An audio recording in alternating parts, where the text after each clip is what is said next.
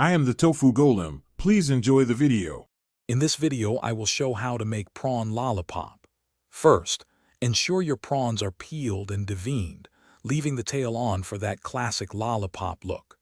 Next, combine your ginger garlic paste, red chili powder, turmeric, and a squeeze of lemon juice in a bowl. Mix well to create a vibrant marinade. This initial step is crucial for infusing maximum flavor into your prawns before cooking. Once your marinade is ready, add the prawns and toss them gently to ensure every piece is thoroughly coated. Let them marinate for at least 30 minutes in the refrigerator. This allows the flavors to deeply penetrate. After marinating, carefully insert a lollipop stick into the head end of each prawn, pushing it through to the tail.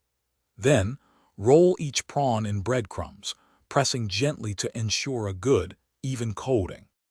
Now it's time to cook these delicious treats.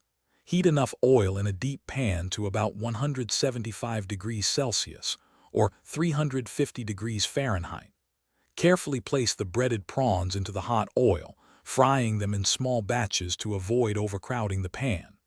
Cook for about 2 to 3 minutes per side, or until they turn a beautiful golden brown and are cooked through. Drain on paper towels to remove excess oil. For an extra kick, consider adding a pinch of garam masala or a dash of soy sauce to your marinade. You can also try baking or air frying them for a healthier option. Just adjust the cooking time. Serve these prawn lollipops with a tangy mint chutney or a classic sweet chili sauce for an unforgettable appetizer.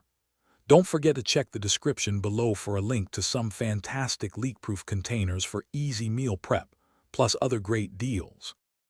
Thanks for watching. Consider subscribing if we helped you today.